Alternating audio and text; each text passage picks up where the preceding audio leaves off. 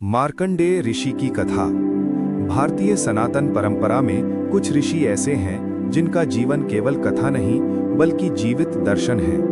मार्कंडेय ऋषि उन्हीं में से एक हैं। अमरत्व, भक्ति, तप, धर्म और काल यानी मृत्यु पर विजय का प्रतीक। ये कथा केवल ये नहीं बताती कि मृत्यु को कैसे टाला जा सकता है, बल्कि ये सिखाती है कि जीवन को कैसे जिया जाए, ईश्वर भक्ति, संयम, करुणा और सत्य के साथ। ये ग्रंथात्मक कथन पुराणों, विशेषतः मार्कंडेय पुराण, शिव पुराण, भागवत परंपरा तथा लोक आख्यानों में वर्णित प्रसंगों पर आधारित है। ये भाग 1 है। इसमें जीवन वृत्त, तपस्या, यम शिव संवाद और अमरत्व का रहस्य विस्तार से प्रस्तुत है। अध्याय 1, कुल, जन्म और भविष्यवाणी। मार्कंडेय ऋषि का जन्म महान तपस्वी ऋषि मृकंडू और उनकी धर्मपत्नी मरुद्वती के यहाँ हुआ। मृकंडू ऋषि विद्वान, तपस्वी और ब्रह्म ज्ञान में निष्णात थे, परंतु संतानहीन थे। वर्षों की तपस्या के पश्चात उन्होंने भगवान शिव को प्रसन्न किया। भगवान शिव ने उन्हें वरदान देते हुए 2 विकल्प दिए। एक, अल्पायु किंतु अत्यंत गुणवान पुत्र। दूसरा, दीर्घायु किंतु साधारण गुणों वाला पुत्र। ऋषि मृकंडू ने धर्म और तेज को चुना, अल्पायु किंतु गुणवान। यही निर्णय आगे चलकर काल विजय की कथा का आधार बना। कुछ समय पश्चात मरुद्वती के गर्भ से एक तेजस्वी बालक का जन्म हुआ। नाम रखा गया मार्कंडेय। बालक जन्म से ही विलक्षण था, नेत्रों में तेज, वाणी में मधुरता और हृदय में भक्ति। परंतु इस वरदान के साथ एक कठोर सत्य भी था। 16वें वर्ष की आयु में बालक की मृत्यु निश्चित। अध्याय 2, बाल्यकाल और संस्कार। मार्कंडेय का पालन पोषण वैदिक संस्कारों में हुआ। वेद पाठ, उपनिषद, शिव भक्ति और ब्रह्मचर्य उनके जीवन की आधारशिला बने। बाल्यकाल से ही उन्होंने झूठ का त्याग, अहिंसा का पालन, संयम और ब्रह्मचर्य, ईश्वर स्मरण को अपना जीवन व्रत बनाया। ऋषि मृकंडू और माता मरुद्वती अपने पुत्र से अत्यधिक प्रेम करते थे, परंतु 16वें वर्ष की निकटता उन्हें भीतर से तोड़ देती थी। वे जानते थे कि समय आने पर उन्हें सत्य बताना होगा। अध्याय 3, सत्य का उद्घाटन। जब मार्कंडेय 15 वर्ष के हुए, माता पिता ने उन्हें सत्य बताया। वत्स, तुम्हारा जीवन अल्पायु है। 16वें वर्ष में काल तुम्हें लेने आएगा। ये सुनकर मार्कंडेय विचलित नहीं हुए। उनके मुख पर भय नहीं बल्कि अद्भुत शांति थी। उन्होंने कहा, यदि मृत्यु निश्चित है तो मैं जीवन का प्रत्येक क्षण भगवान शिव को समर्पित करूंगा। यहीं से कथा का सबसे महत्वपूर्ण मोड़ आता है, भय से भक्ति की ओर। अध्याय 4, घोर तपस्या का आरंभ। मार्कंडेय ने निश्चय किया कि वे अपने अंतिम समय तक भगवान शिव की आराधना करेंगे। उन्होंने एकांत वन चुना, शिवलिंग की स्थापना की, महामृत्युंजय मंत्र का जाप प्रारंभ किया। दिन रात भूख प्यास से परे होकर वे केवल शिव नाम में लीन रहने लगे। ओम त्र्यंबकम यजामहे सुगंधिम पुष्टिवर्धनम। ये मंत्र केवल शब्द नहीं था, बल्कि मृत्यु पर विजय का विज्ञान बन गया। अध्याय 5, काल का आगमन। 16वां वर्ष पूर्ण होते ही यमराज अपने दूतों के साथ आए। यमराज धर्म के रक्षक हैं। वे अन्यायी नहीं परंतु काल के नियमों के अधीन हैं।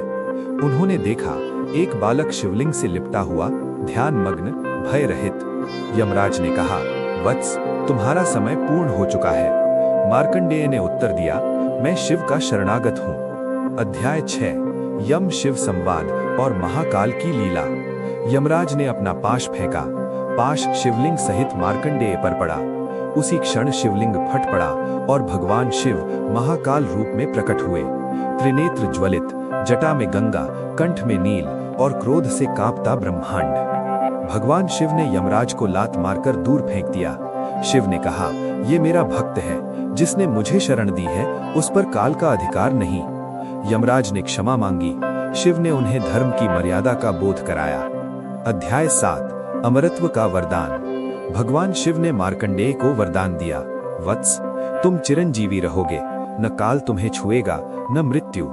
यहीं से मार्कंडेय अमर हुए, 16 वर्ष के शाश्वत रूप में। अध्याय 8, मार्कंडेय और प्रलय दर्शन। पुराणों में वर्णित है कि एक बार मार्कंडेय ने महाप्रलय का दर्शन किया। समस्त ब्रह्मांड जल में लीन। वे एक वटपत्र पर शिशु नारायण को देखते हैं। ये दर्शन बताता है कि भक्ति करने वाला सृष्टि के अंत का भी साक्षी बन सकता है। अध्याय 9 दर्शन और संदेश। मार्कंडेय ऋषि का जीवन सिखाता है, भक्ति भय को नष्ट करती है, सत्य और तप से काल भी हारता है। ईश्वर शरण में गया भक्त कभी अकेला नहीं होता। उपसंहार भाग 1। ये कथा केवल अमरत्व की नहीं बल्कि निर्भय जीवन की शिक्षा है। भाग 2 में हम जानेंगे मार्कंडेय पुराण का गूढ़ रहस्य, देवी महात्म्य से संबंध, आधुनिक जीवन में कथा का प्रयोग, मृत्यु भय से मुक्ति का व्यावहारिक मार्ग। भाग 2 मार्कंडेय पुराण, देवी तत्व और काल का रहस्य। अध्याय 10 मार्कंडेय पुराण की उत्पत्ति। मार्कंडेय ऋषि केवल अमर भक्त ही नहीं थे, बल्कि वे एक महान दृष्टा और पुराणकर्ता भी थे। उनके नाम पर रचित मार्कंडेय पुराण सनातन साहित्य का एक अत्यंत महत्वपूर्ण ग्रंथ है। इसमें केवल कथा नहीं बल्कि समय, धर्म, स्त्री शक्ति, भक्ति और ब्रह्मांडीय संतुलन का गूढ़ ज्ञान छिपा है। कहा जाता है कि मार्कंडेय पुराण की रचना उन्होंने अपने दीर्घ जीवन में देखे हुए युगों, राजाओं, ऋषियों और प्रलयों के अनुभवों के आधार पर की। चूंकि वे चिरंजीवी थे, उन्होंने कई मनवंतर और युग परिवर्तन देखे। यही कारण है कि ये पुराण समय से परे प्रतीत होता है। अध्याय 11 देवी महात्म्य और शक्ति का रहस्य। मार्कंडेय पुराण का सबसे प्रसिद्ध अंश है देवी महात्म्य या दुर्गा सप्तशती। ये कोई साधारण स्तुति नहीं बल्कि शक्ति के विज्ञान का ग्रंथ है। मार्कंडेय ऋषि ने यहाँ स्पष्ट किया कि जब जब धर्म संकट में होता है तब तब शक्ति स्वयं प्रकट होती है। देवी केवल बाहरी राक्षसों का नाश नहीं करती बल्कि अहंकार, भय, आलस्य, अज्ञान का भी संहार करती हैं। ये ज्ञान मार्कंडेय को उनके तप और शिव कृपा से प्राप्त हुआ था। अध्याय 12 काल, मृत्यु और कर्म का गूढ़ विज्ञान। मार्कंडेय ऋषि की सबसे बड़ी शिक्षा है मृत्यु से भय मुक्त होना। वे कहते हैं मृत्यु शरीर की है, आत्मा की नहीं।